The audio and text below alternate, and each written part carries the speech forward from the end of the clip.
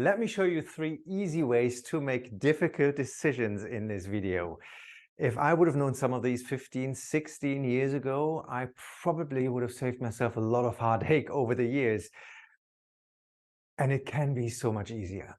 You probably know those moments where you find yourself at some crossroads and you just don't know which way to turn, which decision to make. Maybe you're being presented with 2 equally enticing offers and you just don't know which one is the right one to make for now or long term, which one will serve you and your path the best. Or maybe you're just living your life and suddenly an incredible opportunity arises and logically it makes sense, but something just doesn't feel right. Or maybe it feels amazing, but logically it doesn't make sense.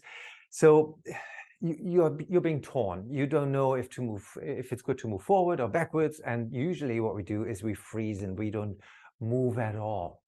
And in the past 15 years that I have now been coaching people that perform under very high pressure, talking about professional football players, actors and singers and CEOs, I observed that we usually always have access to the answer. We usually know what's right. We know what's right for us, for our goals, for the things we work for, the stuff that we are drawn to. We have that. And then we're usually standing in our own ways because we are conditioned by our culture, by our parents, by our teachers, our preachers, the way we are being brought up. We're being conditioned by the way how things are done. And then we find ourselves 15 years later wondering what the F happened, or why, even though that offer looked so good, I find myself in a contract that just feels so bad. That is actually what happened to me those 15 years ago. A big point here is very often logic or common sense stand in the way of making a decision that's aligned with my gut feeling. And what I'm talking today about, when I'm talking about being aligned, when I talk about a gut feeling, some call it the inner guidance, some call it an emotional guidance system, or your inner wisdom, maybe your divine guidance. For the sake of keeping this as simple as possible, call it your gut feeling. Your gut knows what's right for you. Your gut knows if you're completely off track or if you're about to move completely off track. And I believe that we all have access to that.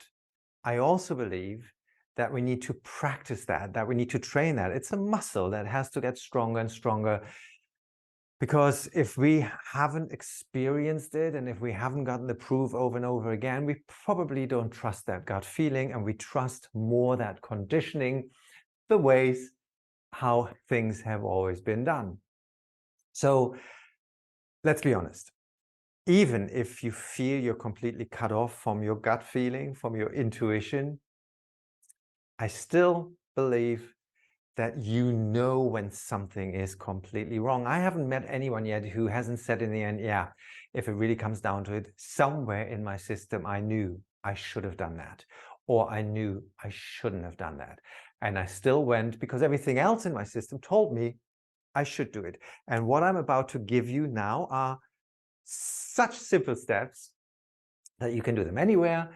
And I implore you to play with them, to try them out and see for yourself how it works, and train that muscle, make that muscle stronger so you can trust your gut feeling more and more. Before I go into those steps, if this video is helpful for you, please help me share my message by subscribing to this channel, hitting the like button, leaving me a comment. And even if you have a question, or especially if you have a question, put that in the comments and I will try to answer that either in the comments or in that next video. So here are the 3 steps that will help you to quickly access your intuition, your gut feeling, knowing quickly what you really want or what you really don't want. And I put them in a certain order because this is how I got to learn them, actually. And the last one is fun and so simple. But let's start with the first one. When someone's asking me, I don't know what decision I have to make, if it's right for me to sign that contract or to actually go into another contract or to stay in my contract, I guide them through a process of relaxing. So you might just want to take a couple of deep breaths, bring your system down, and imagine, like in one of those old 80s, 90s TV shows where you could win different things, and behind one of the curtains, there was usually, in Germany, we call it the Zonk, there was usually nothing there to win. Imagine yourself standing in front of 3 different doors or 2 doors, depending on how many decisions you have to make or between how many options you have to choose. And these could be doors, doorways, these could be curtains, gateways, however you want to see that. That doesn't really matter. It's just important that behind each door, behind each pathway, it's a different opportunity. So let's say you have the choice between 2 jobs. Let's say you're an actor and you're being offered 2 different jobs. One gives you more money, the other one gives you better exposure. Now, short-term one might be better, long-term the other one might be better. Your gut feeling knows what's long-term best for you. So you decide which contract in that case is behind the doors. Then usually you already know which. I find the more you do this, you already know which door feels better. But now you just open the first door, open that first set of curtains and walk into the situation and imagine you have signed that one contract and you took on that one offer and you're now in the middle of performing that job, and see how your body responds. You can either see it, depending on how you usually communicate. You might be envisioning you in that situation. Maybe you just feel it. Maybe it's just a knowing. Maybe you even hear voices. Don't think you have to see it or you have to hear it or you have to know it. Just notice what's happening in your body. And you might get a feeling of, yeah, that feels relaxed, that feels good, that feels exciting.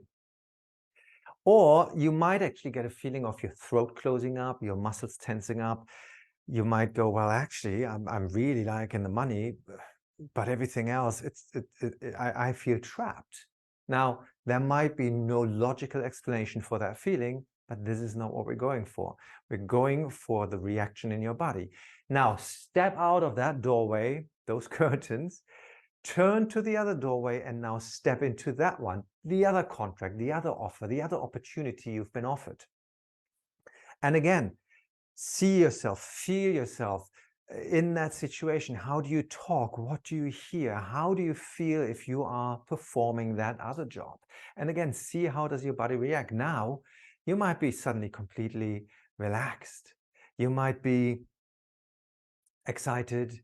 You might feel a certain joy. Or this is the one where your knees jerk and your throat closes up, or you feel a big lump in your stomach. That's how you know. If one of them feels, label it good, feels relaxed, feels excited, feels joyful, and the other one feels tight, feels it's putting shackles on you, then that's your decision. And in my experience, following that feeling is worth gold. That's the first step. The second one is very similar. It's just not as elaborate, let's say it that way. And actually, a friend of mine once told me this. He said he's doing this when he is signing a contract or when he's been offered a contract. And he doesn't know if that's the right contract for the path that he's on right now. And again, just close your eyes and imagine the contract lying in front of you, you signing that contract, putting it in an envelope, writing the address on top, bringing it to the post and posting it, basically signing the deal, saying, I'll be there. I'll start with you in 6 weeks or whatever times. And again, see how your body feels. Very often we try to do this logically and we go through all the points, which is a great way to start. But if it's off somewhere in the system, you need to explore that, in my experience. So now you have sent it off and you go, oh my God, this feels so good. I have committed to this and I'm doing this and this is a new exciting adventure. Or you go, damn, I shouldn't have done this. I shouldn't have signed this. Now, take a deep breath in and out. open your eyes again, close your eyes again. And now imagine you're writing an email saying, thank you so much for your kind offer. But after I've been thinking about this for a very long time and I weighed my options, I don't feel this is the right step for me right now. I wish you all the luck with your endeavors. And send your letter off, send your email off in your mind. This is just an imagination exercise, how you decline the offer. And again, see how your body feels. Usually you get a very clear sign of what feels good to you and what doesn't feel good to you. And the one thing you need to be fighting at the moment, at that moment, is your logical reasoning at that point. Well, but I should be doing this because that helps me tick box A, B, and C, and because everyone in my family has always done that. Step number 3 is a lot of fun. Flip a coin, but not in the way that you would usually do it, flip a coin and let that decide. No. A friend of mine once said to me, flip a coin and you already know which side you want it to land on. And I think that's so clever because we always know. You already know what you want. You're doubting what's right and what's wrong, but you already know what's right for you and what you want. Flip a coin because you know which side you wanted to land on. Or, funny enough, even a couple of days I was re-watching some old episodes from The Big Bang Theory, and Amy Farrah Fowler says to Sheldon, why don't you flip a coin? Because you know when you flip the coin and you look at the result, you will instantly know if you're disappointed or joyful about the result. Same thing. I love this because all this does is we're trying to find different ways to access our intuition again. Now, here's the main takeaway for me, for you, from me, for you. This is something you have to practice. I probably wouldn't do this straight away with selling your life insurance, selling the house, or leaving your spouse of 25 years. But again, you usually know. But if this is an exercise and for you to get to know your gut feeling again, if this is an exercise for you to reconnect, then try with the smaller things. I always say try with what color of shirt you should be wearing today, what traffic light should you use to cross the roads. If these decisions are putting you under an incredible amount of stress, I will put a link of a different video down here that actually will help you to release anxiety and stress within minutes. I kid you not, it's a simple breathing exercise. And sometimes it'll be helpful for you to do that first and then do those intuition or gut feeling exercises. And one last tip. Now, this might be completely counterintuitive. If you really can't make a decision, sometimes we have to make a wrong decision in order to know that it was the wrong decision. Little story, I was looking for an apartment in a different city. Everybody wanted to live in that city. That was Cologne in Germany here. And I couldn't find a flat that really worked. So at some point I got an offer and it was okay, but part of the bathroom was built into the living room. So it really wasn't okay. But I told myself it was okay and it felt okay. And I was so confused at the time that in the end, I just wanted to have a place in that area and I said yes to it. And then I went to visit my best friend. 20 minutes later, after I made that phone call, and she opened the door and she said, what just happened to you? I said, why? She said, you look completely pale. I said, I feel sick in my gut. She said, what happened? I said, well, I just committed to this new flat in Cologne that I've been talking about for the last week. And she just laughed. She said, well, that was the wrong decision then, wasn't it? And I thought, yeah, it was. I needed to make that decision to know it was completely wrong. So I called the guy. I said, listen, I'm sorry, we've been talking about this for a week. I had to make the decision and now I feel like I want to puke. I feel like I need to throw up.